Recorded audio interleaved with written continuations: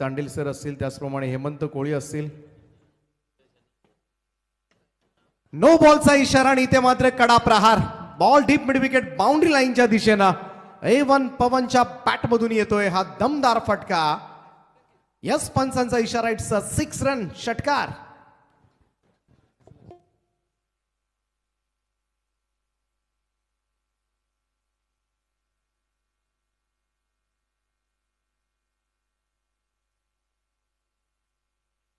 सामना च्या रात्रीमध्ये सुपर 8 मध्ये दाखल झालाय तो जयनमन कामोठे. बॅकफुटला जाऊन यावेळेस मात्र पूल केलाय. स्क्वेअर ऑफ द विकेट क्षेत्ररक्षकासाठी लॉंग चेस बॉल चाललाय वेगानं स्क्वेअर लेग बाउंड्री लाईनच्या दिशेनं. 4 धावांकरता पवनच्या बॅट मधून येतोय हा चौकार. केतन मात्रेच्या अगेन्स्ट मात्र पहिल्याच ओव्हरमध्ये धावा मॅनेज केल्या त्या तब्बल 15 ऑन बोर्ड नाव. 2 wide ball 1 no ball.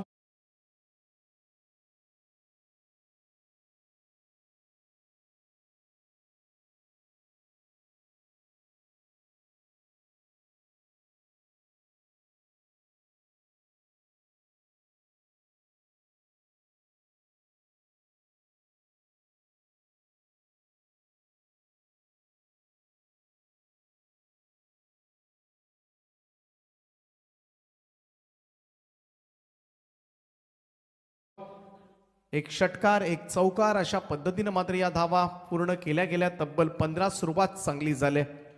5 ओव्हरच्या match मध्ये पाहायला मिळालं, परंतु बऱ्याच वेळेला या पॉवर प्ले मध्ये एखादं षटक निर्धाव सुद्धा जातं.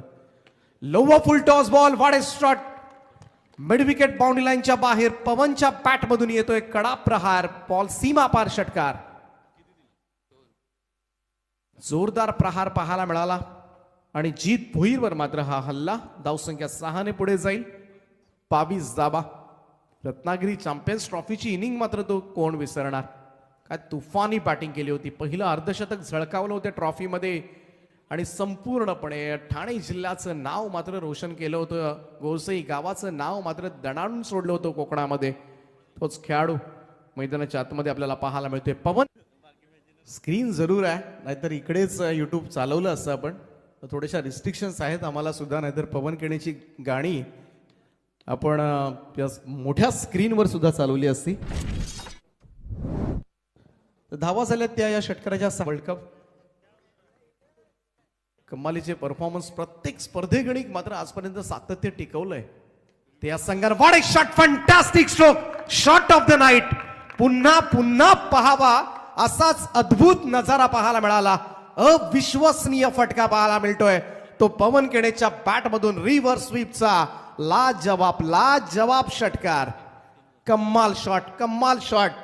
उद्या बऱ्याच जणांना भिवंडी बेल्ट मध्ये मात्र हा फटका स्टेटसवर पाहायला मिळेल. व्हॉट अ शॉट, अप्रतिम, फॅब्युलस, फॅन्टॅब्युलस स्ट्रोक. क्लास पाहायला मिळाला. आणि हे फटके आहेत ना, या अद्भुत नजारे पाहण्यासाठीच मात्र क्रीडा रसिक आतुर झालेले असतात. आजकाल हे फटके फार कठीण आहेत खरं तर. अनऑर्थोडॉक्स खेळणं आणि समोर जीत भोईरच्या अगेन्स्ट सोपं नाहीयेत हे फटके.